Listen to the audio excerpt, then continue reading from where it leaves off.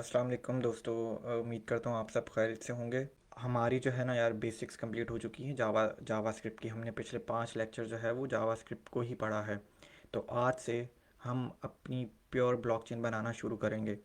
तो ये बहुत इंपॉर्टेंट है। और डाटा स्ट्रक्चर हम पूरा कि ब्लॉकचेन चलेगी कैसे हमारी, तो वो पूरा शुरू करेंगे। बहुत इंपॉर्टेंट लेक्चर है और बहुत सीखेंगे आप इसमें। एक ब्लॉकचेन चलती कैसे है, तो अभी आज हम पढ़ेंगे उसको।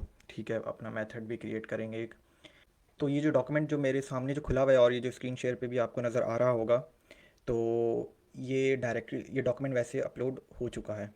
ठीक है, तो गाइड्स में जाके देख लीजिएगा। और ये जो है ये डॉक्यूमेंट मैंने इसलिए अभी खुला हुआ है कि हम जब हमने बेसिक्स जितनी पढ़नी थी पढ़ ली हमने। उसमें रैंडम डाटा यूज़ किया है, रैंडम डायरेक्टरी स्ट्रक्चर था हमारा। तो आज से जब हम इस डायरेक्टरी स्ट्रक्चर को ही फॉलो करेंगे और यहीं पर हम अपनी पूरी ब्लॉकचेन बनाएंगे और फिर हर लेक्चर में कंटिन्यू किया करेंगे। तो अब से जो हम पीछे एक करते हुए आ रहे थे, अब हमें वो नहीं करना कि रैंडम डाटा डाल दिया, रैंडम फंक्शंस के नाम रख दिए। हमें एक प्रॉपर अपनी ब्लॉकचेन बनानी है। तो ये डायरेक्टरी स्ट्रक्चर जो है ना, यहाँ पे इसके सारे स्टेप्स देख लें। यहाँ पे इस डॉक्यूमेंट के ऊपर लिखा हुआ भी है कि किस तरीके से बनाना है, किस तरीके से आप अपना डायरेक्टरी स्ट्रक्चर अपने लैपटॉप पर, पीसी के ऊपर बनाएंगे। ये स्टेप्स लिखे हुए हैं, मैं अभी बनाऊंगा अभी आपके सामने। ठीक है, लेकिन ये कि इसमें स्टेप्स भी लिखे हुए हैं, मैं आपके सामने अभी बनाऊंगा। चले बनाते हैं और शुरू करते हैं कि ठीक है, सबसे पहला काम क्या करना है।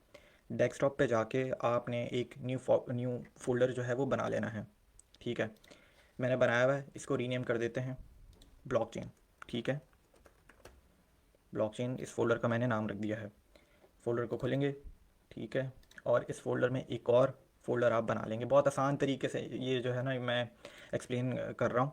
बहुत से तरीके करने के डायरेक्टरी स्ट्रक्चर बनाने के, लेकिन ये सबसे आसान तरीका है ताकि सबको जो है वो समझ में आए।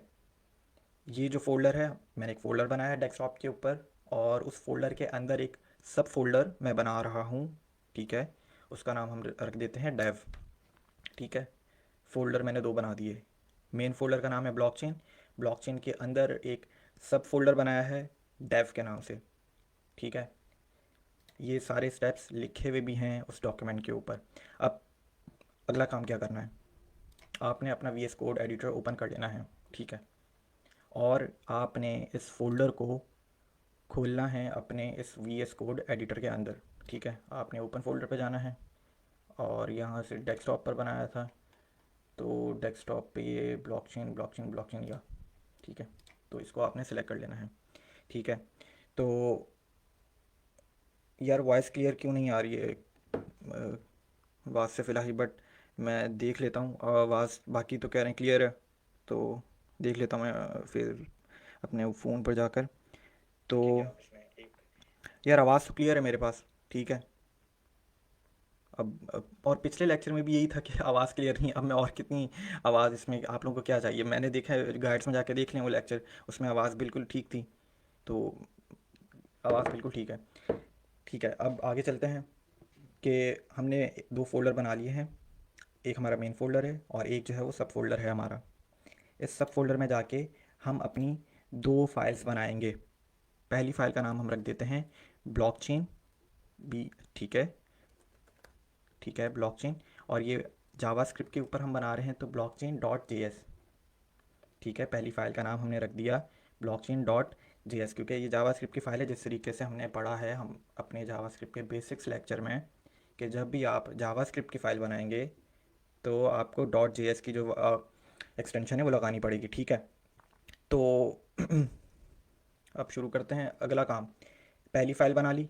ठीक है, दूसरा काम क्या करना है, हमने दूसरी फ़ाइल बना लेनी है इसी डाइव के फोल्डर पे। ठीक है, टेस्ट डॉट जे एस। ठीक है, 2 फाइल्स हमने बना ली हैं। एक फ़ाइल का नाम है ब्लॉकचेन, दूसरी फ़ाइल का नाम है टेस्ट डॉट जे एस। ये दोनों जावास्क्रिप्ट की फ़ाइल्स हैं। ठीक है, तो काम क्या किया, डायरेक्टरी स्ट्रक्चर हमारा कंप्लीट हो चुका है, तकरीबन कंप्लीट हो चुका है। एक आखिरी चीज़ रहती है हमारी करनी।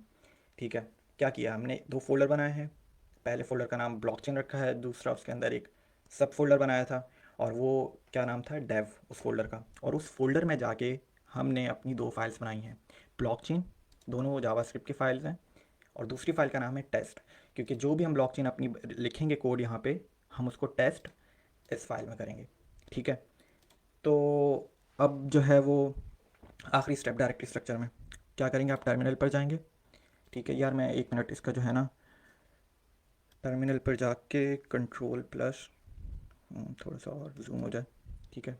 तो कमांड लिखेंगे आप देख लें, जैसे ही मैंने टर्मिनल खोला है तो मैं जो हूँ वो कौन सी डायरेक्टरी पे, मैं अपनी ब्लॉकचेन के फ़ोल्डर पे ही हूँ। तो ये करना आपको नहीं पड़ेगा कुछ भी, आपने बस टर्मिनल खोलना है और एक npm init की कमांड लिखनी है। ये भी क्लियर है आपको कि ये भी मैंने जो है वो दी हुई है डॉक्यूमेंट के अंदर। ठीक है। ये npm init की कमांड करती क्या है ये आपको बता देता हूँ कि भाई, ये तो पहले जो है ना ये बंद कर देते हैं। ठीक है। npm init की कमांड करती है कि आपके npm क्या है, मैंने पहले लेक्चर में बताया था कि ये एक ऐसा मॉड्यूल है कि आप जिसके ज़रिए बहुत सी चीज़ें सीखते हैं। कि एक तो इसके मिलियन पैकेजेस हैं, आप अपने अपनी डेवलपमेंट करते वक्त इस मॉड्यूल को, इन मॉड्यूल्स को इंटीग्रेट करवा सकते हैं अपने प्रोजेक्ट के ऊपर। ठीक है। तो npm init की कमांड क्या करती है कि आपको, आप भी लेट सपोज आप भी एक पैकेज बना रहे हैं, तो कल को किसी को ये आप अपलोड कर सकते हैं, तो कल को कोई ना कोई ये पैकेज यूज़ कर सकता है। ठीक है। और भी इसके अंदर अब देखिएगा, जैसे मैंने npm init की कमांड ली तो ये आपसे कुछ मेटा डाटा पूछेगा, पैकेज का नाम क्या रखना चाहें, ब्लॉकचेन आपने कर देना है। ठीक है। वर्जन, ठीक है। डिस्क्रिप्शन क्या है, फॉर लर्निंग पर्पस, ओके लिख देते हैं। और बिल्कुल ठीक है, टेस्ट कमांड अभी गिट की रिपॉजिटरी लिखने की ज़रूरत नहीं है। ठीक है, हमने सिर्फ एंटर करना है, ऑथर बाद में लिख देंगे, लाइसेंस और ओके। तो ये npm init की कमांड आपकी क्या कर देगी, आपके पैकेज डॉट जेसन की फ़ाइल बना दी है। अब पैकेज डॉट जेसन की फ़ाइल क्या है, इसको अगेन बाद में एक्सप्लेन करूँगा मैं सारी चीज़ें। अभी हमारा जो काम है वो बेसिक्स पे ही रहें। Package dot JSON basically dependencies के लिए और आपके प्रोजेक्ट को मैनेज कर रही होती है, स्क्रिप्ट्स के लिए भी। और इसको एंड में तो नहीं, थोड़ी देर में आगे जाके अगले लेक्चर्स में बहुत सी चीज़ें हमें नई चीज़ें सीखने को मिलेंगी। तो फिर जो है वो हम शुरू करते हैं, इसको एक्सप्लेन करूँगा मैं। क्या कह रहे हैं, मैं कमेंट्स पढ़ लूँ थोड़े से। ठीक है। वही आवाज़ क्लियर है बिल्कुल। और भाई सेव करने के बाद प्रोग्राम प्रोग्राम रन नहीं कर रहा, यार स्क्रीनशॉट भेज दो। ठीक है। और हमने क्या किया, ये पैकेज डॉट जेसन फाइल बंद कर देता हूँ। एंड हमारा डायरेक्टरी स्ट्रक्चर बन चुका है। हमने 2 फोल्डर बनाए हैं, फोल्डर के अंदर एक सब फोल्डर बनाया है डेव का। ठीक है। उस डेव के अंदर हमने 2 फाइल्स बनाई हैं अपनी, ब्लॉकचेन डॉट जे एस और टेस्ट डॉट जे एस। ठीक है। और उसके बाद हमने अपने टर्मिनल के ऊपर जाकर npm init की कमांड लिखी है। ठीक है। तो रिपीट में बता दें यार, ये लेक्चर जो है ना ये गाइड पे अपलोड कर दूंगा, तो उसमें जाके देख लेना, ये जो भी स्टेप्स किए हैं ये सब बाद में देख लेना, तो एक एक करके बना लोगे डायरेक्टरी स्ट्रक्चर, को इतना मुश्किल नहीं है। ठीक है। तो अब जो है वो मैं कमेंट्स को और देख लेता हूँ। अभी जो है वो हमारा डायरेक्टरी स्ट्रक्चर बन चुका है, आगे काम शुरू करते हैं। ठीक है। तो ये 1 मिनट,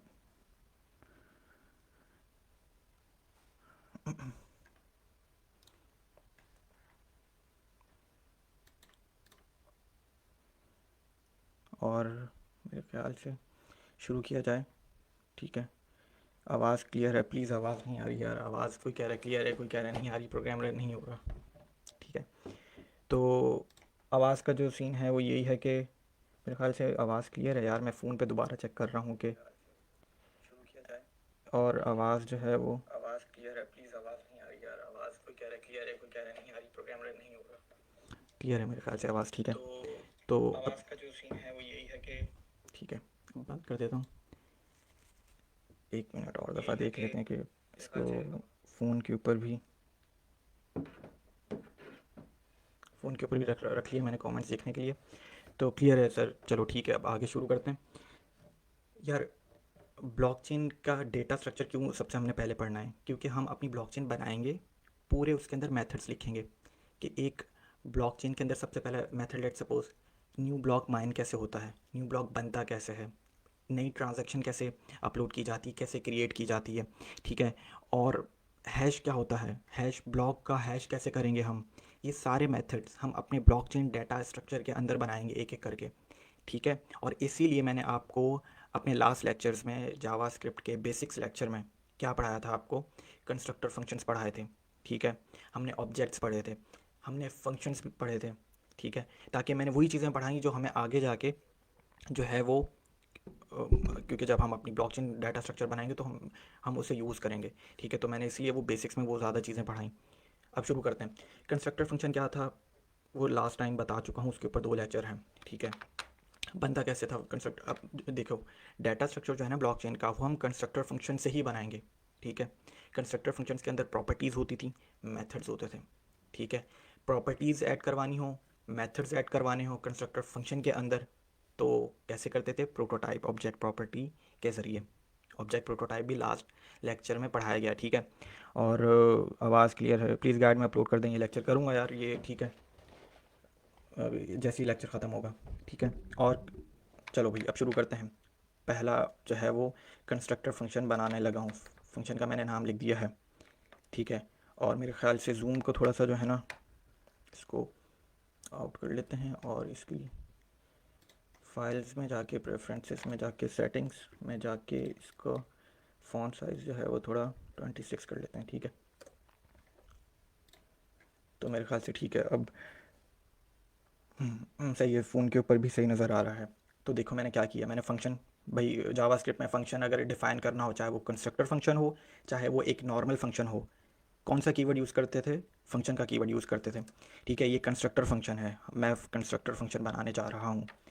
अपनी कंस्ट्रक्टर फ़ंक्शन का नाम मैं क्या रखूँगा, ब्लॉकचेन। अब नाम भी हमने ऐसे नहीं रखने हैं कि हम उस वक्त कोई भी नाम रख लेते थे जब हम सीख रहे थे बेसिक्स अपनी, ठीक है। तो मैंने नाम रखा है कंस्ट्रक्टर फ़ंक्शन का ब्लॉकचेन। और और अब बाद में हम लास्ट टाइम जो हम क्या कर रहे थे कि पैरामीटर्स भी दे देते थे कि अपने फंक्शन को, अपने कंस्ट्रक्टर फंक्शंस को। अभी ऐसा कुछ नहीं कर रहे अभी हम।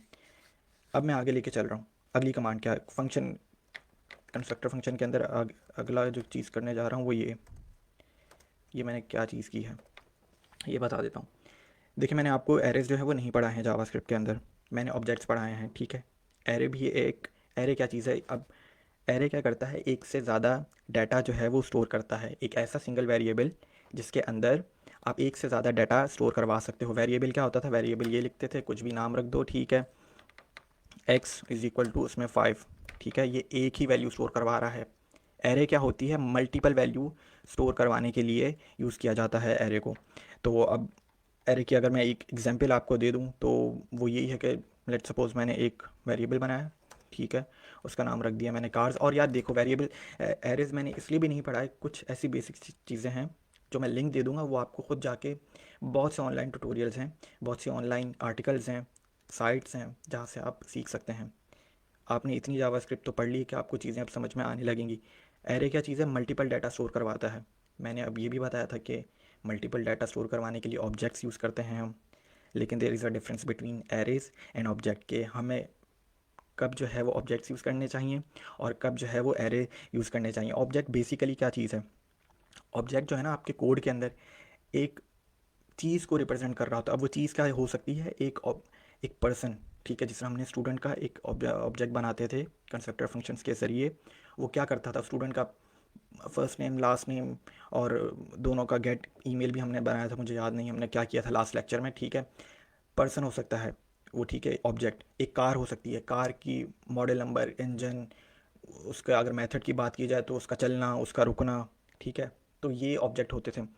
एरे जो है ना चीज़ आपको, ठीक है, ये एरे भी मल्टीपल डाटा स्टोर करवाती है, लेकिन एरे हम उस वक्त यूज़ करते हैं जब हमें एक ऑर्डर्ड कलेक्शंस का जो है वो हमें स्टोर करवाना हो, कि ताकि हम फिर उसको इंडेक्स के ज़रिए जो है वो फैच कर लें डाटा को।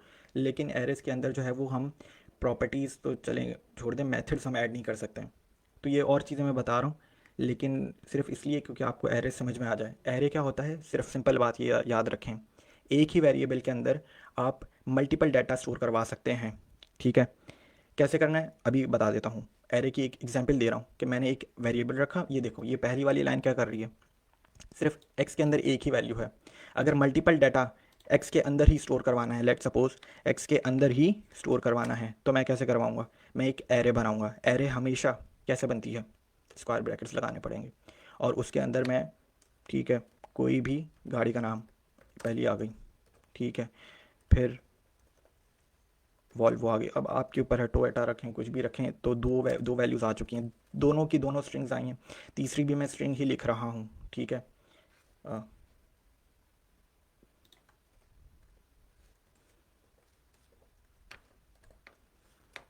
ठीक है। तो 3 वैल्यूज़ आ गई। एरे क्या कर रहा है, मल्टीपल डाटा स्टोर करवा रहा है। इसके अंदर सिर्फ आप स्ट्रिंग देखें, ये भी पढ़ाया हुआ है आपके बेसिक लेक्चर में कि डाटा टाइप्स भी कौन कौन सी होती हैं। स्ट्रिंग डाटा टाइप भी होते हैं। स्ट्रिंग क्या होते हैं, कैरेक्टर्स ऑफ सीक्वेंस। ये हमने नंबर्स भी पढ़े हुए हैं, इंटीजर्स जिसे कहते हैं। नंबर भी मैं स्टोर करवा सकता हूँ इसके अंदर। सिंपल एक मैंने कॉमा लगाना है, ठीक है, और नंबर भी स्टोर करवा दिया। तो ये मल्टीपल डाटा स्टोर करवाने के लिए एरेज यूज़ होती हैं। अब दोबारा अपने कोड के ऊपर आ जाते हैं। हम क्या कर रहे थे, मैंने एक कंस्ट्रक्टर फंक्शन बनाया है। उस कंस्ट्रक्टर फंक्शन का नाम है ब्लॉकचेन। उसको कोई पैरामीटर भी नहीं दिया है, ठीक है।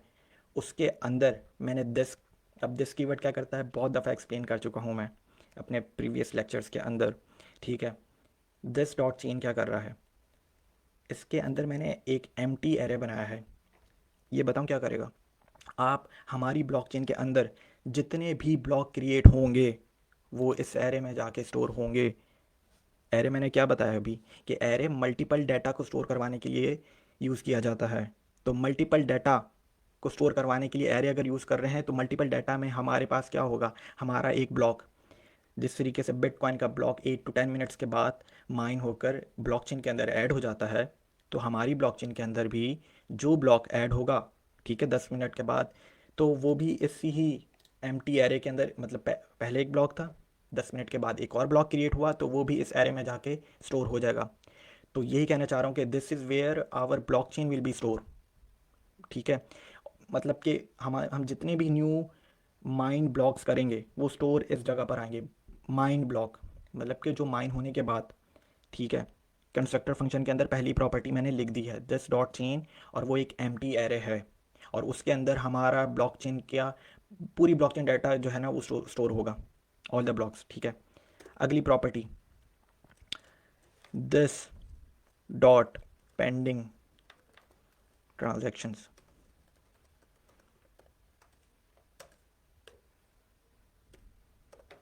ये क्या चीज़ कर रही है, मैंने अपने कंस्ट्रक्टर फंक्शन का नाम रखा है ब्लॉकचेन, ठीक है। फिर उसके अंदर मैंने लिखा दिस डॉट चेन, और अब मैंने अपनी एक दूसरी प्रॉपर्टी बताई है। वो ये कर रही है कि जितनी भी पेंडिंग ट्रांजैक्शंस होंगी, जिस तरीके से मैंने अभी बताया कि 10 मिनट के बाद ब्लॉक क्रिएट होता है बिटकॉइन का, तो उस 10 मिनट के वक्फे के अंदर जितनी भी ट्रांजैक्शंस होनी होती ना, वो सब इस एरे में जाके बैठेंगी, इस एरे में जाके स्टोर होंगी।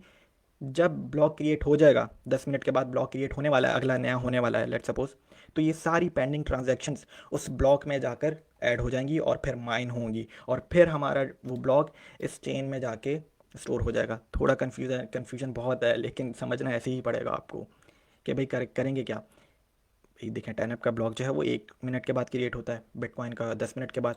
तो उस 10 मिनट के वक्फे तक मैंने एक ट्रांजैक्शन जनरेट की है, लेकिन वो उसी वक्त जो है वो मेरी ब्लॉकचेन के अंदर ऐड नहीं हो जाएगी जब तक कि अगला ब्लॉक माइन नहीं होता, ठीक है। तो ये सारी की सारी पेंडिंग ट्रांजैक्शंस मैं नहीं बनाऊंगा, और भी लोग जो हैं वो दुनिया में कर रहे होंगे। तो ठीक है, बिटकॉइन की अगर मैं बात करूं तो इन 10 मिनट में बहुत सी ट्रांजैक्शंस एक एरे में जाके स्टोर होंगी। हमारी भी ब्लॉकचेन में यही होगा कि हम जितनी भी ट्रांजैक्शंस बनाएंगे वो पहले इस एम्प्टी एरे के अंदर, क्योंकि हम ट्रांजैक्शन से एक नहीं बनाएंगे, अगेन एरे क्यों यूज़ करते हैं, मल्टीपल डाटा को स्टोर करवाने के लिए, ठीक है। तो हम एक ट्रांजैक्शन नहीं बनाएंगे पेंडिंग, हम 3 से 4 बना लेंगे, और जब वो बना लेंगे 4 ट्रांजैक्शन, फिर ब्लॉक माइन करेंगे। ये सब मेथड्स बनेंगे इनके, ठीक है। ब्लॉक माइन करने के बाद वो फिर डाटा हमारी ब्लॉकचेन के अंदर जाके स्टोर होगा। बस यही है मेरा कंस्ट्रक्टर फंक्शन ब्लॉकचेन का। हम अभी मतलब कंस्ट्रक्टर फंक्शन कंप्लीट नहीं हुआ है, कंस्ट्रक्टर फंक्शन तो अभी हमारा चल रहा है, लंबा होगा, हम पढ़ चुके हैं। अब मैं जो मेथड्स जो है ना वो मैं अपने इस कंस्ट्रक्टर फंक्शन के अंदर नहीं बनाऊंगा। मैं जितने भी मेथड्स, अब मैं अगेन वो मैं इस इस कंस्ट्रक्टर फंक्शन के बाहर बनाऊंगा। मेथड क्या चीज़ है, अगेन प्रीवियस लेक्चर को जाके पढ़ें। मेथड्स अगर मुझे ऐड करवाने हैं कंस्ट्रक्टर फंक्शंस के बाहर से, तो मुझे एक प्रोटोटाइप प्रॉपर्टी को यूज़ करना पड़ेगा, जावास्क्रिप्ट की प्रोटोटाइप प्रॉपर्टी को यूज़ करना पड़ेगा, ठीक है। और मेथड क्या होता है, दोबारा एक्सप्लेन कर देता हूँ छोटी सी चीज़। मेथड क्या होता है यार, ऑब्जेक्ट के अंदर जो हो, देखें, प्रॉपर्टीज़ होती हैं और मेथड्स होते हैं, ठीक है। मेथड हो गया, लेट सपोज कि अगर कार का फ्यूल ग्रेटर देन है, कि अगर फ्यूल है तो मेरी कार चलेगी, वरना मेरी कार नहीं चलेगी।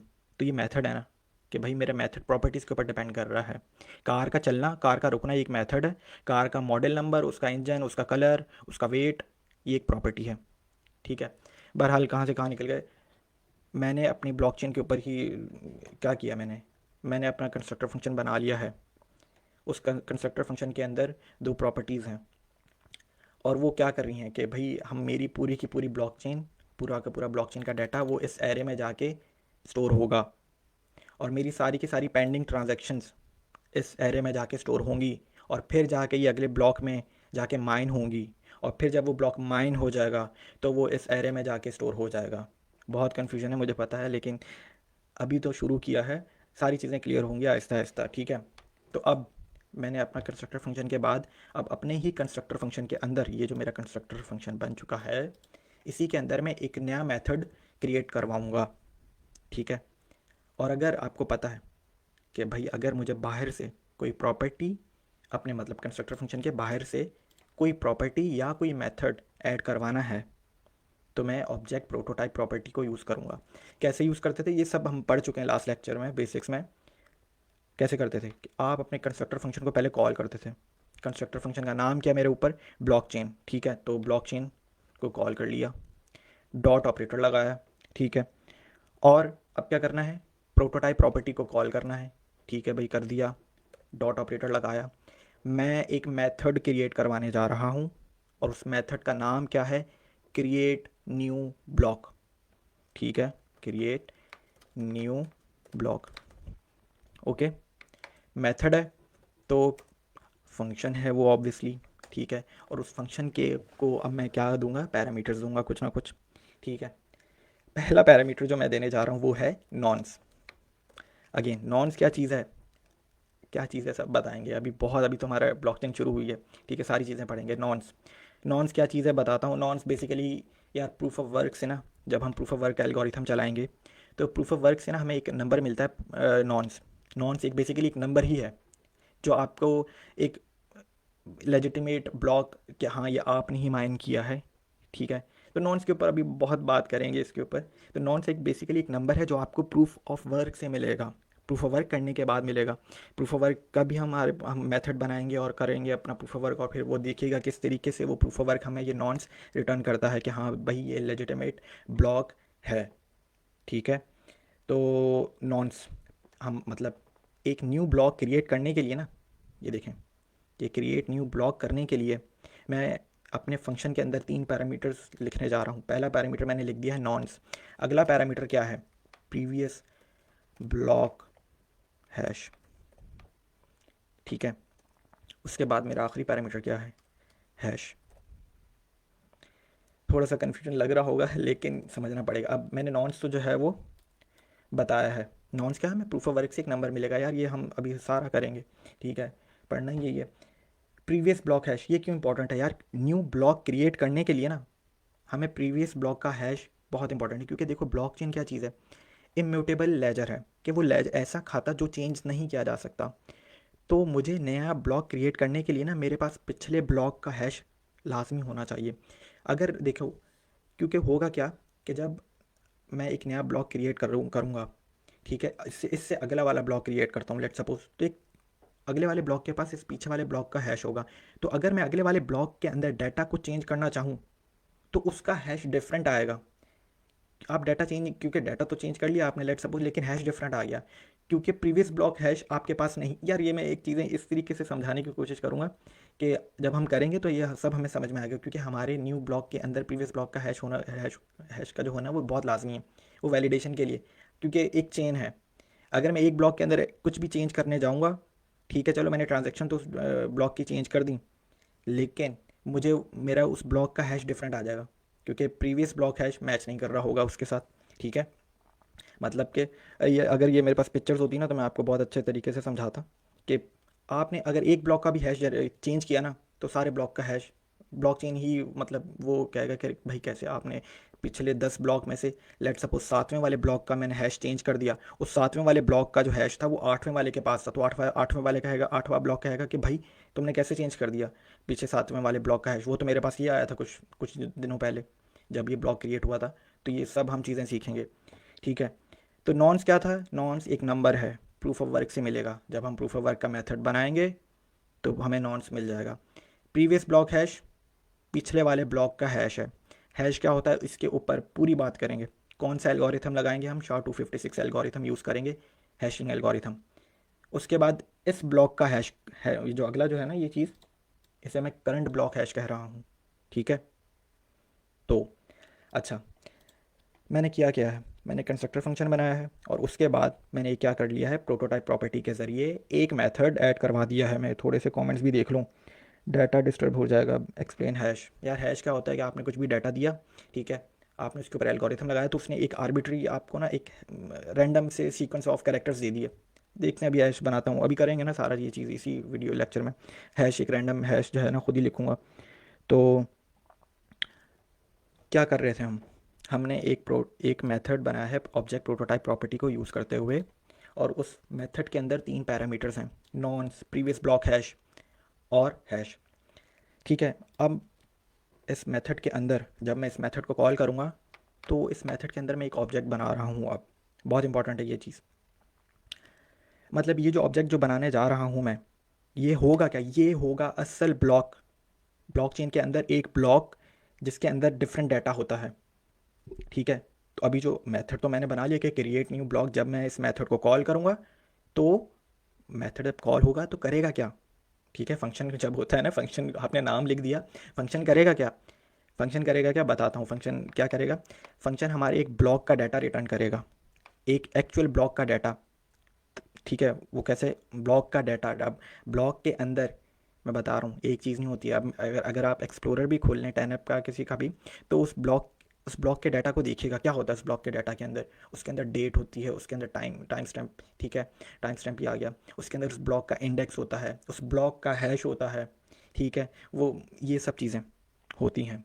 तो बहरहाल एक मेथड बनाया है, वो मेथड रिटर्न क्या करवाएगा, मेरा एक ब्लॉक रिटर्न करवाएगा जो हम क्रिएट करवाएंगे। जब जब ये इस मेथड को कॉल करूँगा ये एक ब्लॉक रिटर्न कराएगा, ठीक है। और उस ब्लॉक के बाद उस ब्लॉक के पास नॉन्स होना लाजमी है, प्रीवियस ब्लॉक होना लाजमी, प्रीवियस ब्लॉक हैश होना लाजमी है। और हैश अभी मैंने बनाया ही नहीं है, मैं बना लेता हूँ कि थोड़ा सा कन्फ्यूजन, यार ये पहला लेक्चर कन्फ्यूजन होगा क्योंकि चीज़ें अभी जो है ना हम क्लियर नहीं हुई हैं मुझे। जब हम भी सीखते थे तो बिल्कुल क्लियर नहीं होती थी चीज़ें, सीख करते रहेंगे समझ में आएगा, चीज़ें समझ में आने लग जाएंगी, ठीक है। ओके, मैंने अपने जो ब्लॉक जो होगा एक ब्लॉकचेन के अंदर जो एक ब्लॉक होता है उसके अंदर मैंने दोबारा चीज़ें बता रहा हूँ कि क्या क्या होता है उस ब्लॉक के अंदर। उस ब्लॉक के अंदर उसका इंडेक्स नंबर होता है, ठीक है। उसके अंदर उसका टाइम स्टैम्प होता है कि वो कब क्रिएट हुआ, कौन सा नंबर है उसका। प्लस उसके अंदर ट्रांजैक्शंस कौन कौन सी हुई हैं, उस ब्लॉक के अंदर ट्रांजैक्शंस कौन कौन सी हैं। प्लस उस ब्लॉक का नॉन्स क्या था, प्रूफ ऑफ वर्क से मिलता है। प्लस उस ब्लॉक का हैश क्या है। प्लस उस ब्लॉक के पास पिछले वाले ब्लॉक का हैश है कि नहीं है। ये सब अभी मैं लिखूंगा, ये सिर्फ मैंने अभी बताया है। तो एक ब्लॉक के पास क्या क्या होता है, इंडेक्स होता है। इंडेक्स क्या है, this is going to be the number of the block, कि इस ब्लॉक का पहला ब्लॉक क्रिएट हुआ, लेट सपोज उसका इंडेक्स है 1। अगला ब्लॉक क्रिएट हुआ उसका इंडेक्स हो जाएगा 2। अगला ब्लॉक क्रिएट हुआ उसका नंबर हो जाएगा 3, ठीक है। तो एक्सप्लोरर पे जाके देखें भी अभी 10 का क्या चल रहा है, ब्लॉक नंबर बिटकॉइन का क्या चल रहा है, ठीक है। तो थोड़े से ओके, अच्छा, इंडेक्स अब मैं करने क्या जा रहा हूँ, दिस डॉट चेन, मैंने कॉल किया है अपनी प्रॉपर्टी को दिस डॉट चेन को, क्योंकि भाई ये जो कंस्ट्रक्टर फंक्शन है और ये जो मेथड है, ये इसी कंस्ट्रक्टर फंक्शन का हिस्सा है। तो इसलिए मैंने दिस डॉट चेन आगे एक डॉट ऑपरेटर लगा के जावास्क्रिप्ट के लेंथ का प्रॉपर्टी को कॉल किया है और +1 के भाई +1, ठीक है। जब भी एक ब्लॉक क्रिएट हो तो उसके इंडेक्स के अंदर +1 का इजाफा हो जाएगा। भाई जैसे ही एक ब्लॉक क्रिएट होगा तो पहले वाले ब्लॉक का अगर इंडेक्स नंबर 1 है तो अगला +1 होकर 2 हो जाएगा, 2 के अंदर +1 होकर 3 हो जाएगा, ठीक है। ये dot length property object JavaScript के अंदर। चलो जी, पहले एक ब्लॉक के अंदर ब्लॉक का नंबर तो होता है जो कि हमने लिख लिया है। आगे चलते हैं, उस ब्लॉक के पास मैंने बताया है कि क्या होगा, आपको नज़र आता है एक्सप्लोरर के ऊपर। मैं यार खोल भी लेता हूँ आपको जो है ना एग्जांपल दे देता हूँ कि भाई मैं करना ब्लॉक के पास क्या क्या होता है। एक्सप्लोरर खोल लेते हैं 10 का ही, ठीक है। तो नज़र आ रही है यार ये स्क्रीन, मेरे ख्याल से आ जाएगी। तो ये देखो, एक ब्लॉक का ये देखो, ये ब्लॉक नंबर आ रहा है, ठीक है, प्लस जो ब्लॉक क्रिएट हुआ है उसका हैश आ रहा है, रेसिपेंट्स को छोड़ दें, अमाउंट आ रही है, और ये देखें टाइम स्टैम्प कि कब ये ब्लॉक क्रिएट हुआ है, ठीक है। तो देखो क्या है, ब्लॉक नंबर आया है, हैश आया है, रेसिपेंट्स को छोड़ देते हैं, अमाउंट को भी छोड़ देते हैं, कितने टीयू पे जनरेट हुए हैं, प्लस टाइम स्टैम्प। और भी ब्लॉक के अंदर बहुत सारा डाटा होता है जो आपको अभी फ्रंट एंड के ऊपर शो नहीं हो रहा है। बहरहाल मैं आपको सिर्फ ये दिखाना चाहता था कि ठीक है, ओके। मैंने क्या किया है, मैंने ये किया है कि भाई मेरे ब्लॉक के पास ब्लॉक का नंबर तो आ गया, और वो हर जैसे ही एक ब्लॉक क्रिएट होगा अगला, तो उसके अंदर +1 हो जाएगा उसके इंडेक्स की प्रॉपर्टी के अंदर। ये एक ऑब्जेक्ट है यार, ठीक है, ये तो समझ में आ रहा है ना कि ये एक ऑब्जेक्ट है। जब ये मेथड कॉल होगा तो ये ऑब्जेक्ट कॉल होगा, ये ऑब्जेक्ट रिटर्न होगा। रिटर्न भी करवाते हैं, सब्र कर जाओ। और ये ऑब्जेक्ट का नाम क्या है, न्यू ब्लॉक। कि हर ब्लॉक, जो भी ब्लॉकचेन के अंदर एक ब्लॉक होगा उसके पास कौन कौन सी प्रॉपर्टीज़ होनी चाहिए, उसका ब्लॉक नंबर होना चाहिए जो हमने एक प्रॉपर्टी लिख ली है। अगली प्रॉपर्टी के पास चलते हैं। ब्लॉक कब क्रिएट हुआ, कब क्रिएट हुआ मतलब टाइम स्टैम्प, ठीक है, टाइम स्टैम्प। दोबारा ऑब्जेक्ट एक जावास्क्रिप्ट के मेथड को कॉल करूँगा, बिल्टन मेथड है जावास्क्रिप्ट के अंदर। डेट को अगर कॉल करनी हो, आज का वक्त जो हो रहा है, तो उसका बिल्टन ऑब्जेक्ट है डेट, लिख देंगे डॉट नाउ। ये मेथड है एक जावास्क्रिप्ट का, आपको कुछ भी नहीं करना, ठीक है। मैंने अपनी प्रॉपर्टी का नाम क्या रखा है, टाइम स्टैम्प, और मैंने जावास्क्रिप्ट के मेथड को कॉल कर लिया है, डेट वाले मेथड को। इससे आपको वक्त पता चल जाएगा कि ये ब्लॉक कब क्रिएट हुआ। ऑब्जेक्ट बना रहे हैं, ऑब्जेक्ट के अंदर दूसरी प्रॉपर्टी लिख दी है कि मेरे उस ब्लॉक के पास होगा क्या, इंडेक्स नंबर तो होगा, उस ब्लॉक का नंबर होगा, कब वो ब्लॉक क्रिएट हुआ है। तो मैंने जावास्क्रिप्ट के डेट के मेथड को कॉल कर लिया है। अच्छा चलो यार, ब्लॉक के पास दो चीज़ें तो हो गई, तीसरी चीज़ क्या होगी, ट्रांजैक्शंस, ठीक है, कि भाई इस ब्लॉक के अंदर कौन कौन सी ट्रांजैक्शंस हुई हैं, ठीक है। और वो कौन सी ट्रांजैक्शंस होंगी, थोड़ा सा अगर हिंट भी दूं, तो यार वो ये सारी पेंडिंग वाली ट्रांजैक्शंस होंगी। क्योंकि जब ये ब्लॉक क्रिएट होगा, होने जा रहा होगा, लेट सपोज माइनर इसे माइन करने जा रहे हैं, माइनर क्या करेंगे इस ब्लॉक के अंदर, कौन कौन भाई 10 मिनट के बाद एक ब्लॉक क्रिएट होने वाला है, ठीक है। तो जितनी भी पेंडिंग ट्रांजैक्शंस होंगी ना, वो सारी इस ब्लॉक के पास आ जाएंगी, और फिर माइनर इसे माइन करते हैं, और फिर ब्लॉकचेन के अंदर, हमारे चेन के अंदर ये ब्लॉक ऐड हो जाएगा। तो इस ब्लॉक के पास तो ट्रांजैक्शंस होना तो लाजमी है, और वो कौन सी ट्रांजैक्शंस होंगी, जो पिछले 10 मिनट से वेट कर रही थी, हम जैसे यूज़र्स ने क्रिएट करके रखी हुई थी, ठीक है।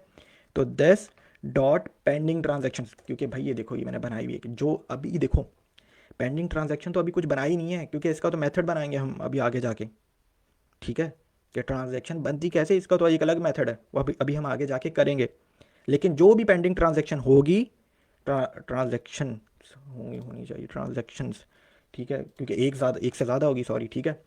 तो पेंडिंग ट्रांजैक्शंस, जो भी पेंडिंग ट्रांजैक्शन होगी वो इस ब्लॉक में आ जाए, और जब मैं इस मेथड को कॉल करूँगा तो ऑब्वियसली ये ऑब्जेक्ट रिटर्न होगा, मतलब ये ब्लॉक क्रिएट होने की, बिल्कुल ब्लॉक, ये मेथड जब कॉल करूँगा तो ब्लॉक ही क्रिएट होगा। लेकिन अभी तो चीज़ें नहीं है ना हमारे पास, नॉन्स नहीं है, प्रीवियस ब्लॉक नहीं है, प्रीवियस ब्लॉक का हैश नहीं है, और इस ब्लॉक का भी हैश नहीं है। लेकिन आज भी हम एक ब्लॉक क्रिएट करेंगे, फिक्र ना करें, डमी डाटा लेकर, ठीक है। डमी नॉन्स ले लेंगे, डमी जो है वो हैश ले लेंगे, और डमी जो है वो मतलब इस प्रीवियस ब्लॉक हैश ले लेंगे। तो करेंगे, आज भी हम एक ब्लॉक क्रिएट करेंगे, और अपनी देखिएगा हमारी चेन के अंदर ब्लॉक ऐड भी होगा, करेंगे भी। बहरहाल एक ब्लॉक के पास ब्लॉक का नंबर आ गया, एक ब्लॉक के पास कब ये ब्लॉक क्रिएट हुआ है, ठीक है, उसका वक्त आ जाएगा, टाइम स्टैम्प जिसे कहते हैं। उस ब्लॉक में कौन कौन सी ट्रांजैक्शन थी वो आ गई, प्लस उस ब्लॉक के पास नॉन्स भी होना चाहिए, जो हमने ऊपर बताया है। नॉन्स क्या है, क्योंकि भाई वो वैलिड ब्लॉक होना चाहिए। वो वैलिड ब्लॉक कब होगा, जब उसके पास प्रूफ ऑफ वर्क माइनर्स करेंगे, तो प्रूफ ऑफ वर्क से एक नॉन्स नंबर आपको मिलता है, वो नॉन्स यही बता रहा होता है कि हाँ ये वैलिड ब्लॉक है। तो अगर ये भी वैलिड ब्लॉक होना चाहिए, तो इसके पास नॉन्स भी होना चाहिए। और नॉन्स कहाँ से मिलेगा, वही जो प्रॉपर्टी यहाँ पे जो डिक्लेयर की है अभी, ठीक है। यहाँ से जो भी नॉन्स होगा वो उठकर यहाँ पर आ जाएगा। तो इस ऑब्जेक्ट का जो नॉन्स है, इस ऑब्जेक्ट का नाम है न्यू ब्लॉक। इस ऑब्जेक्ट का जो नॉन्स है वो यहाँ यहाँ वाला ही नॉन्स है, ठीक है, दोनों सेम ही है, नॉन्स जब आप एक दफ़ा जनरेट कर लेंगे प्रूफ ऑफ वर्क से, तो वही वाला नॉन्स इस ब्लॉक के प्रॉपर्टी के अंदर भी है। ठीक है, कि इस ब्लॉक का नॉन्स क्या था। प्लस इस ब्लॉक के पास मैंने बताया, इस ब्लॉक के पास क्या होना चाहिए, प्रीवियस ब्लॉक का हैश भी होना चाहिए, तभी तो ये एक वैलिड ब्लॉकचेन की चेन बनती है। कि भाई लेट सपोज कोई 5 ब्लॉक की ब्लॉकचेन है और 5वें वाले ब्लॉकचेन के पास चौथे वाले ब्लॉकचेन का हैश है कोई। ठीक है, तो अगर किसी ने जाके चौथे वाले ब्लॉकचेन का हैश चेंज करने की कोशिश की तो 5वां वाला ब्लॉक कह देगा भाई नहीं कर सकते, मेरे पास तो चौथे वाले ब्लॉक का हैश ये था, अब कोई बाहर से कोई बंदा आया है और उसने हैश जो है वो चेंज किया है, तो 5वां वाला ब्लॉक कहेगा ये ब्लॉकचेन वैलिड नहीं रही है, किसी ने कोई अटैम्प्ट किया है इसको ब्लॉकचेन के लेजर को चेंज करने की कोशिश की है। तो एक ब्लॉक के पास, हर ब्लॉक के पास पीछे वाले ब्लॉक का हैश होता है। ठीक है, मैं लिख लेता हूँ, प्रीवियस ब्लॉक हैश वही जो हमारा फंक्शन का पैरामीटर है। ठीक है, प्रीवियस ब्लॉक हैश भी प्रीवियस ब्लॉक हैश के बराबर है। प्लस एक और चीज़ भी होनी चाहिए इस ब्लॉक के पास, भाई इस ब्लॉक के पास इसका अपना हैश भी तो होना चाहिए। इसका अपना हैश होगा तो अगले वाले ब्लॉक का ये प्रीवियस, अगले वाले ब्लॉक के लिए ये इसका प्रीवियस हैश का काम करेगा। समझ में आ रही हैं चीज़ें, कि भाई इस ब्लॉक के पास जब हैश होगा तब ही तो अगले वाले ब्लॉक के लिए ये वाला ब्लॉक का हैश प्रीवियस ब्लॉक हैश का काम करेगा। यार ये सारी चीज़ें इसको बार बार लेक्चर को देखिएगा और कंप्लीट करेंगे, अभी तो बहुत लंबा डाटा स्ट्रक्चर चलेगा, फिर हम एपीआई बनाएंगे अपनी ब्लॉकचेन के लिए और फिर हम अपनी ब्लॉकचेन को एक्सेस करेंगे उन एपीआईज़ के ज़रिए, बहुत लंबा काम चलने वाला है। इसको समझिएगा ज़रूर कि भाई इस ब्लॉक का हैश होना लाजमी है, तभी अगले वाले ब्लॉक के लिए ये वाला ब्लॉक का हैश प्रीवियस ब्लॉक हैश के लिए काम करेगा, as a previous block hash के तरीके के ऊपर काम करेगा। ठीक है, तो इस ब्लॉक का जो हैश है वो भी हैशिंग कैसे करेंगे, निकालेंगे हम तो SHA-256 एल्गोरिथम लगाएंगे। आज के लिए तो कुछ नहीं करेंगे हम, आज एक डमी डाटा से लेके हम डमी नंबर, डमी नॉन्स ले लेंगे, डमी प्रीवियस ब्लॉक हैश ले लेंगे, डमी जो है वो हम इस करंट हैश ब्लॉक लिख देंगे, करंट हैश लिख देंगे डमी, और फिर जो है वो हम ब्लॉक जनरेट करवाएंगे। समझ में आ रही है चीज़ें। लेकिन आगे जाके तो हम प्रूफ ऑफ वर्क का मेथड लगाएंगे, तो वहाँ से हम नॉन्स लेंगे, आगे जाके हम हैशिंग एल्गोरिथम लगाएंगे SHA-256। ठीक है, डमी वगैरह कुछ नहीं होगा, ये तो सिर्फ आज के लेक्चर के लिए डमी होगा। तो भाई देखो मैंने क्या, अच्छा मेरा जो है वो ऑब्जेक्ट जो है वो एक न्यू ब्लॉक के अंदर जो जो चीज़ें होनी चाहिए वो मैंने लिख दी हैं। हमारी कस्टम ब्लॉकचेन है, हम इतनी ही चीज़ें कर रहे हैं। ठीक है, अच्छा चलो ऑब्जेक्ट मैंने कर दिया बंद ये।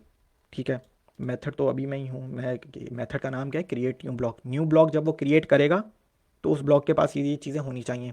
ठीक है, प्लस जब अब अगली चीज़ सोचें यार ब्लॉकचेन के अंदर क्या होगा, कि जब मेरा ये ब्लॉक क्रिएट हो जाएगा, ठीक है, जब मेरा ये ब्लॉक क्रिएट हो जाएगा तो अगला काम क्या होना चाहिए यार, अगर ऐसी सोचते हैं तो यार अगला काम ये होना चाहिए कि जो भी पेंडिंग ट्रांजेक्शन हो वो ज़ीरो हो जानी चाहिए, वो एम्प्टी हो जानी चाहिए, क्योंकि भाई सारी की सारी पेंडिंग ट्रांजेक्शन इसमें आ जानी चाहिए। और ये जब ब्लॉक क्रिएट हो जाएगा तो ये तो ज़ीरो हो जाना चाहिए ना, ये तो खाली हो जाना चाहिए, ताकि अगले 10 मिनट तक फिर नए यूज़र्स आएँ, नई ट्रांजैक्शंस बने, वो सारी की सारी नई ट्रांजैक्शंस इस पेंडिंग ट्रांजैक्शंस की एरे में जाके स्टोर हों। तो भाई जब नया ब्लॉक क्रिएट हो जाएगा, जब मैं इस मेथड को कॉल करूँगा, तो जब ये नया ब्लॉक क्रिएट हो जाएगा तो पेंडिंग ट्रांजैक्शन तो सारी की सारी ख़त्म हो जानी चाहिए, ज़ीरो हो जानी चाहिए। तो बिल्कुल कर लेते हैं, this dot pending transactions is equal to again empty हो जानी चाहिए, और एम्प्टी ऐसे ही लिखते हैं। ठीक है, मतलब ज़ीरो नहीं लिखूंगा मैं। ठीक है, अच्छा यार अब सुन लो, अब एक बिल्कुल चीज़ समझ में आ गई। अगला काम करते हैं। अब अगला काम क्या करते हैं कि यार ये तो ब्लॉक की मैंने प्रॉपर्टी लिखी है, मतलब कि ब्लॉक के अंदर प्रॉपर्टीज़ हैं कि उस ब्लॉक के पास क्या क्या होना चाहिए। जब ये मेथड कॉल करूँगा मैं तो ये ब्लॉक क्रिएट होगा। फिर मैंने आपको बात बताई कि जब ये ब्लॉक क्रिएट हो जाएगा तो पेंडिंग ट्रांजैक्शंस हो जानी चाहिए सारी की सारी एम्प्टी। ठीक है, प्लस जब ये ब्लॉक क्रिएट हो जाएगा तो कहाँ जाएगा, शुरू में बताया सारे के सारे ब्लॉक हमारी ब्लॉकचेन के चेन के एरे के अंदर जाएंगे। ठीक है, हम सारे के सारे हमारी ब्लॉकचेन के जो ब्लॉक्स होंगे वो हम इस एरे के अंदर जाके स्टोर करवाएंगे। तो भाई बिल्कुल जब ये ब्लॉक क्रिएट हो जाएगा पेंडिंग ट्रांजैक्शन सारी की सारी ख़त्म हो जानी चाहिए, एम्प्टी हो जानी चाहिए। ठीक है, एम्प्टी हो जानी चाहिए, ये देखो। प्लस अब ये वाला ब्लॉक जाके कहाँ ऐड हो जाना चाहिए, मेरी चेन के एरे के अंदर। तो एरे के अंदर जब कोई चीज़ आप ऐड करवाते हो या डिलीट करवाते हो। ऐड करवाने का मतलब है, अच्छा ऐड करवाना है तो जावास्क्रिप्ट के अंदर ऐड का नहीं, डॉट ऑपरेटर कौन सा यूज़ होगा, पुश का। मैं कर क्या रहा हूँ, मैं लिख देता हूँ यार, मैं जो है ना चीज़ें पहले बताना शुरू कर देता हूँ और फिर लिखता नहीं हूँ तो लोगों को थोड़ा सा शायद मुश्किल हो। मैंने क्या किया है, जब मेरा ये मेथड कॉल हो, मेथड का नाम क्या है, क्रिएट न्यू ब्लॉक। जब वो ब्लॉक क्रिएट हो, जब ये मेथड कॉल हो सॉरी, तो एक तो है ये ऑब्जेक्ट, और ये ऑब्जेक्ट का नाम क्या है, न्यू ब्लॉक। कि उस ब्लॉक के पास क्या क्या चीज़ें होनी चाहिए, उस ब्लॉक के पास वैलिड नॉन्स होना चाहिए। नॉन्स कहाँ से आएगा, प्रूफ ऑफ वर्क करके आएगा। प्रूफ ऑफ वर्क तो अभी लिखा ही नहीं है कुछ, ठीक है लिखेंगे। प्रीवियस ब्लॉक हैश होना चाहिए उसके पास, इस ब्लॉक के पास जो ब्लॉक क्रिएट होने वाला है। प्लस उसके पास इसका अपना हैश भी होना चाहिए। हैशिंग एल्गोरिथम्स भी नहीं अभी लिखे, SHA-256 किया ही नहीं है कुछ, आगे जाके करेंगे ये सब। प्लस वो ब्लॉक का टाइम क्या है जब ये ब्लॉक क्रिएट हो, प्लस उस ब्लॉक का नंबर ऐड हो जाना चाहिए, मतलब उस ब्लॉक का नंबर होना चाहिए कुछ ना कुछ, ठीक है। बहरहाल जब ये ब्लॉक क्रिएट हो जाए तो फिर क्या हो, जितनी भी पेंडिंग ट्रांजेक्शन हैं वो सारी की सारी इस ट्रांजेक्शन में जब आ जाएंगी, तो अब तो ये एम्प्टी हो जाना चाहिए, ज़ीरो हो जाना चाहिए, और एम्प्टी ऐसे ही करते हैं, ठीक है। प्लस जब ये ब्लॉक क्रिएट हो जाए तो मेरी चेन के एरे के अंदर जाके ये पुश हो जाना चाहिए। पुश का मतलब है ऐड, पुश का मतलब है ऐड हो जाना चाहिए। और प्लस अब अपने ऑब्जेक्ट को रिटर्न करवा लेते हैं, ठीक है। रिटर्न क्या चीज़ है, ये सारी चीज़ें पिछले लेक्चर्स में हमने बताई हुई हैं। तो हमने क्या किया यार, हमने एक कंस्ट्रक्टर फंक्शन जो है वो बनाया है, ठीक है। कंस्ट्रक्टर फंक्शन के बाद हमने अपने ही कंस्ट्रक्टर फंक्शन के अंदर एक मेथड ऐड करवाया है। मेथड बाहर से, अगर आप अपने कंस्ट्रक्टर फंक्शन के अंदर बाहर से मेथड ऐड करवाते हैं या बाहर से कोई प्रॉपर्टी ऐड करवाते हैं, तो कौन सी जावास्क्रिप्ट की बिल्ट इन प्रॉपर्टी को यूज़ करते हैं, प्रोटोटाइप प्रॉपर्टी को। कैसे यूज़ करते हैं, अपने कंस्ट्रक्टर फंक्शन का नाम लिखेंगे ब्लॉक चेन, ठीक है, डॉट ऑपरेटर लगा के अब प्रोटोटाइप, ठीक है, बिल्ट इन कीवर्ड है। प्लस अपने मेथड का नाम रखेंगे, कौन सा मेथड हमने पहला अपनी ब्लॉकचेन का मेथड बनाया है, क्रिएट न्यू ब्लॉक के। जब हम ये इस मेथड को कॉल करें तो ये एक ब्लॉक क्रिएट करे, एक नया ब्लॉक क्रिएट करे, और उस नए ब्लॉक के पास उस ब्लॉक का नंबर होना चाहिए, उस ब्लॉक का वक्त होना चाहिए कि ये कब क्रिएट हुआ है, ठीक है। प्लस उसके इस ब्लॉक में कौन कौन सी ट्रांजैक्शंस हैं जो पिछले 10 मिनट से 8 मिनट से 1 मिनट से इंतज़ार में थी। प्लस इस ब्लॉक के पास नॉन्स होना चाहिए। नॉन्स कहाँ से आएगा, प्रूफ ऑफ वर्क से आएगा। नॉन्स एक बेसिकली एक नंबर है। प्रूफ ऑफ वर्क जब हम करेंगे तो देखेंगे नॉन्स कैसे मिलता है, सब देखेंगे। प्लस इस ब्लॉक के पास प्रीवियस ब्लॉक हैश होना चाहिए, बता चुका हूँ क्यों ज़रूरी है हैश, प्रीवियस ब्लॉक का हैश। प्लस इस ब्लॉक के पास ही अपना हैश होना चाहिए, तभी अगले ब्लॉक के लिए इसका अपना हैश उस अगले वाले ब्लॉक के लिए प्रीवियस ब्लॉक हैश का काम करेगा। तो जब ये ब्लॉक, ठीक है, हो जाए तो हमारी पेंडिंग ट्रांजैक्शंस एम्प्टी हो जानी चाहिए और ये ब्लॉक क्रिएट ऐड हो जाना चाहिए हमारी चेन के एरे के अंदर, ठीक है। अभी इस मेथड को टेस्ट भी करेंगे। टेस्ट मैंने क्या बताया कि जब टेस्ट हम अपनी इस फाइल में नहीं करेंगे, फाइल को सेव करवा लिया है, हम कहाँ पे करेंगे, अपनी सेकेंड वाली फाइल के ऊपर जो क्या है test.js। यार एक जावास्क्रिप्ट के अंदर, ठीक है, बिल्कुल मैं काम इस फाइल के अंदर कर रहा हूँ, लेकिन मैं टेस्ट अपने इस काम को दूसरी फाइल में कर रहा हूँ, करने जा रहा हूँ। तो मैं एक चीज़ करूँगा, वो ये है कि मैं यहाँ से अपने इस काम को, अपने इस कंस्ट्रक्टर फंक्शन को, क्योंकि कॉल तो मैं कंस्ट्रक्टर फंक्शन को अपनी इस फाइल में करूँगा ना, तो मैं यहाँ से इसको एक्सपोर्ट करूँगा और वहाँ जाके इंपोर्ट करूँगा, ठीक है। तो मतलब ये कोई ऐसा ऐसी कोई मुश्किल चीज़ नहीं है। मैं क्या कर रहा हूँ, मैंने जो है वो अपने इस कंस्ट्रक्टर फंक्शन को यहाँ से एक्सपोर्ट किया ताकि मैं दूसरी फाइल में कॉल कर सकूँ, ठीक है, रिक्वायर कर सकूँ। तभी मैं जाके दूसरी फाइल में जाके टेस्ट करूँगा, इस फाइल को हम छेड़ेंगे नहीं, ठीक है। टेस्ट के अंदर तो हम कुछ भी डमी हैश वगैरह कर सकते हैं ना, तो इसलिए हमने दूसरी फाइल बनाई है कि मैं जो है वो दूसरी फाइल में जाके टेस्ट करूँगा। यहाँ पे मैं कुछ टेस्ट नहीं करने वाला, यहाँ का जो भी काम होगा भाई कंस्ट्रक्टर फंक्शन ही तो भाई एक्सपोर्ट करना है, क्योंकि ये वाला जो मेथड है, सॉरी, ये जो मेथड है ये इसी कंस्ट्रक्टर फंक्शन का हिस्सा है भाई। मेथड बाहर से ऐड करवाया लेकिन है तो इसी कंस्ट्रक्टर फंक्शन का हिस्सा ही। तो मैं बस अपने कंस्ट्रक्टर फंक्शन को ही मैंने एक्सपोर्ट करवाया है। कौन सी कमांड, कौन सा लाइन ऑफ कोड लिखा है, module dot exports is equal to क्या करवाना चाह रहे हो, अपने कंस्ट्रक्टर फंक्शन को मैं एक्सपोर्ट करवाना चाह रहा हूँ, ठीक है भाई। सेव कर देते हैं, ओके। दूसरी फाइल में चले जाते हैं, सेटिंग्स को क्लोज कर दिया। दूसरी फाइल में जाके क्या करना है, रिक्वायर कर लेना या इंपोर्ट कर लेना है। कैसे करेंगे, एक मैंने जो है वो एक वेरिएबल बनाया, कॉन्स भी है। अच्छा, कॉन्स क्या चीज़ है, एक वेरिएबल है, मतलब डाटा ही स्टोर करेगा, ठीक है। कॉन्स करें, वार करें, लेट करें, फ़र्क है तीनों में। उस चीज़ों में नहीं पढ़ते, बहुत सिंपल सा फ़र्क है, आप पढ़ लीजिएगा गूगल पे जाके। बेसिक्स आपको अब इतनी आ जानी चाहिए कि भाई कुछ चीज़ें आप खुद भी एक्सप्लोर करें कि what is the difference between const, let and var, ठीक है। कॉन्स्ट तो ये चीज़ है कि सिंपल इसके अंदर जो भी डाटा आ गया वो फिर चेंज नहीं हो सकता, वो इम्यूटेबल है। जो भी आपने वैल्यू स्टोर करवाई वो इम्यूटेबल है, चेंज नहीं होगी।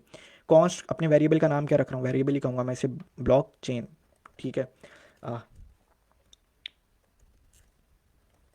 ठीक है, और मैं क्या करूँगा, जो मैंने वहाँ से एक्सपोर्ट करवाया है, बल्कि पहले मैं एक काम कर लेता हूँ, मैं फाइल ही जो पूरी फाइल को ही ना यहाँ पे इंपोर्ट करवा लेता हूँ, ठीक है। पूरी फाइल को ही मैं इंपोर्ट करवा लेता हूँ। वो जो फाइल जो थी ना ब्लॉकचेन, वो मैंने यहाँ पे रिक्वायर करवा ली है, ठीक है। और वो किस वेरिएबल में जाके स्टोर है, ब्लॉकचेन के अंदर, ओके। अब क्या करते हैं, और भाई देखो, जब मैंने इस फाइल को ही एक्सपोर्ट करवा लिया है, और इस फाइल के अंदर से, मतलब इस फाइल को ही मैंने यहाँ पे इंपोर्ट करवाया है, रिक्वायर करवाया है, तो इस फाइल के अंदर से एक्सपोर्ट क्या चीज़ हो रही है, मेरी ब्लॉकचेन का कंस्ट्रक्टर फंक्शन। तो समझ में आ रही चीज़, मैंने क्या किया है, वहाँ से अपने कंस्ट्रक्टर फंक्शन को एक्सपोर्ट करवाया है, और मैंने यहाँ पे इस पूरी ही फाइल को इंपोर्ट करवा लिया है, ठीक है। और वो जो मेरी जो फाइल है वो सिर्फ एक ही चीज़ एक्सपोर्ट कर रही है, उसका नाम है ब्लॉकचेन का कंस्ट्रक्टर फंक्शन। बहरहाल आगे चलते हैं, सिंपल सी एक मेरे ख्याल से समझ में आ जाना चाहिए अब। यार कंस्ट्रक्टर फंक्शन का मकसद क्या होता था, मल्टीपल ऑब्जेक्ट्स बनाना, ठीक है। ठीक है, तो चलो यार पहला ऑब्जेक्ट बना लेते हैं, नाम रख देते हैं, let's suppose bitcoin is equal to, constructor function को कॉल करवा रहा हूँ। कॉल कैसे करते थे कंस्ट्रक्टर फंक्शन को, याद होना चाहिए, पिछले 2 लेक्चर्स में हमने पढ़ा है कंस्ट्रक्टर फंक्शन को कॉल करवाने का तरीका, न्यू कीवर्ड लगाते हैं, प्लस अपने कंस्ट्रक्टर फंक्शन का नाम लिख देते हैं, ठीक है जी, यही करते हैं। तो हमने एक ऑब्जेक्ट बना लिया, या एक इंस्टेंस बना ली है अपने कंस्ट्रक्टर फंक्शन की, ओके। यार देखा जाए तो इस कंस्ट्रक्टर फंक्शन में तो ना कोई पैरामीटर था, देख लो कोई भी पैरामीटर नहीं था, और वो सिंपल क्या था, दो एरे हैं इस कंस्ट्रक्टर फंक्शन के अंदर, और दोनों की दोनों एम्प्टी एरे हैं, क्योंकि चेन के पास भी कोई ब्लॉक नहीं है, और पेंडिंग ट्रांजैक्शंस के पास भी कोई पेंडिंग ट्रांजैक्शन नहीं है भाई, क्योंकि ना कोई ट्रांजैक्शन ऐड ही नहीं की हमने, ट्रांजैक्शन का तो अभी हमने कोई मेथड ही नहीं बनाया, तो ठीक है, तो ट्रांजैक्शन कहाँ से होगी, ठीक है। प्लस कोई ब्लॉक क्रिएट ही नहीं करवाया जो यहाँ पे जाके स्टोर होगा। चेन के पास क्या होगा, हमारे पूरी ब्लॉक चेन के अंदर जितने भी ब्लॉक्स ऐड होंगे वो एक एक करके इस चेन के अंदर जाके स्टोर हो जाएंगे, ठीक है। तो ना कोई ब्लॉक क्रिएट करवाया है, ना कोई ट्रांजैक्शन है, और ना कोई पैरामीटर है। तो बस मैंने क्या किया है, मैंने बस अपने कंस्ट्रक्टर फंक्शन को कॉल करवा कर एक इंस्टेंस या एक ऑब्जेक्ट बना लिया है, प्लस अब मतलब कि मेरा जो कंस्ट्रक्टर फंक्शन है वो इस वेरिएबल में है बिटकॉइन के, ठीक है। तो अब मैं क्या कर लेता हूँ, अब हमारे पास कंस्ट्रक्टर फंक्शन के पास एक मेथड तो था, वो मेथड हमने लिखा है ये पूरा, ठीक है। वो मेथड क्या करता था, क्या रहा है, वो एक नया ब्लॉक क्रिएट करेगा, ओके। तो अब मेरा जो कंस्ट्रक्टर फंक्शन है ना, वो मैंने कॉल करवा के इस वेरिएबल के पास है, ठीक है। तो इसी वेरिएबल को ही अब मैं कॉल करूँगा, बिटकॉइन डॉट, कौन सा मेथड है, जो अभी तक एक हमारे कंस्ट्रक्टर फंक्शन के पास एक ही मेथड बनाया है, और उसका नाम क्या है, क्रिएट न्यू ब्लॉक, ठीक है। ओके जी, क्रिएट न्यू ब्लॉक कर दिया है, ठीक है। ठीक है, और ओके, तो आपने क्या किया है कि हमारा एक ही मेथड था, ठीक है, एक ही मेथड पर आपने क्या कर लिया है, उससे कॉल करवा लिया है, ठीक है, ओके। वो मेथड के पास कौन कौन से पैरामीटर्स हैं, देख लो, उस मेथड के पास 3 पैरामीटर्स हैं, उस मेथड का एक फंक्शन है, और उस फंक्शन के पास 3 पैरामीटर्स हैं। नॉन्स एक नंबर है, मैंने बताया प्रूफ ऑफ वर्क से आएगा, लेकिन यार अभी तो हम डमी डाटा यूज़ कर सकते हैं, ताकि एक ब्लॉक क्रिएट करके तो देखें। मैंने बताया ना, अभी हम डमी डाटा यूज़ करेंगे, लेकिन बाद में तो हम जाके हम प्रूफ ऑफ वर्क लगाएंगे, और प्रूफ ऑफ वर्क लगाने के बाद जो है वो हम मतलब कि हमारे पास एक एक्चुअल एक रियल नॉन्स होगा, रियल हैश होगा हमारे पास, फिर हैशिंग एल्गोरिथम्स भी लगाएंगे। लेकिन अभी के लिए तो हम डमी डाटा यूज़ कर रहे हैं, डमी। तो नॉन्स का एक नंबर है, तो मैं लेट सपोज 1 2 3 4 लिख दिया। कॉमा के बाद दूसरा पैरामीटर क्या है, ठीक है, दूसरा पैरामीटर है प्रीवियस ब्लॉक हैश। और यार हैश क्या होता है? एक सीक्वेंस ऑफ कैरेक्टर्स, एक रैंडम सीक्वेंस ऑफ कैरेक्टर। आप डाटा डालो एक हैशिंग एल्गोरिथम के अंदर, और उसने आपको एक रैंडम सीक्वेंस ऑफ कैरेक्टर्स दे देने। तो मैंने ऐसे लिख दिया ये हैश है बस। लेकिन जब हम हैशिंग एल्गोरिथम लगाएंगे तो हमें एक प्रॉपर हैश मिलेगा SHA-256 एल्गोरिथम के बाद, प्लस सॉरी प्लस नहीं, कॉमा। और इस मेथड के पास तीसरा पैरामीटर क्या है? वो है हैश, इस ब्लॉक का हैश, करंट ब्लॉक का हैश। तो वो भी हम SHA-256 एल्गोरिथम के ज़रिए ही हम लेंगे वो है। लेकिन इस वक्त तो डमी है, तो डमी कुछ भी लिख देते हैं। ठीक है जी, हो गया। मेरे ख्याल से समझ में आना चाहिए कि हमने क्या किया है। हमने अपना मेथड को कॉल किया है, ठीक है। मेथड का नाम क्या था? Create new block. और अच्छा, अब जो है वो हम कर लेते हैं कि मेथड को कॉल कर लिया है, उसके पैरामीटर्स भी हमने डमी डाटा यूज़ कर लिया है। आउटपुट देखने के लिए क्या करते हैं? console डॉट लॉग, और कहाँ पे वैल्यू स्टोर है? बिटकॉइन पर, ठीक है। तो बिटकॉइन को लिख दिया, कंट्रोल एस कर लेते हैं, ठीक है। फाइल को रन करने के लिए कौन सी कमांड थी? पहली बात तो यार ये देख लो कि तुम फाइल की डायरेक्टरी में भी हो क्या नहीं। अभी मैं ब्लॉकचेन में हूँ और ये मेरी फाइल कहाँ पड़ी हुई है? डेव के फोल्डर में। तो मुझे जाना पड़ेगा इस डेव के फोल्डर तक, ठीक है। और इसको थोड़ा सा टर्मिनल को अब जूम कर लेते हैं, ठीक है। थोड़ा सा इसको ऐसे और जूम, ठीक है, ताकि क्योंकि मोबाइल व्यू के ऊपर मैं देख रहा था लोगों को शिकायत थी कि यार स्क्रीन बहुत छोटी नज़र आती है। तो पहली बात तो ये कि ये मेरी जो फाइल पड़ी हुई है, ये कहाँ पड़ी हुई है? टेस्ट की फ़ाइल ये पड़ी हुई है डेव के फोल्डर में। और जो डेव का फोल्डर है, मैं तो अभी ब्लॉकचेन के फोल्डर में हूँ, तो मैं जाऊँगा कैसे? CD डेव लिख दूंगा, चले गया मैं। फाइल को रन करने के लिए नोड टेस्ट डॉट JS। तो भाई देख लो, हमारा ब्लॉक क्रिएट हो गया है। और उस ब्लॉक ने क्रिएट होने के बाद वो कहाँ पे गया है? वो चेन के ही फोल्डर में गया है, और पेंडिंग ट्रांजैक्शन भी ख़त्म हो गई हैं। देखो, एक्सप्लेन करता हूँ। देखो, मैंने एक ही बार अपना जो है वो ये अपने मेथड को कॉल किया है।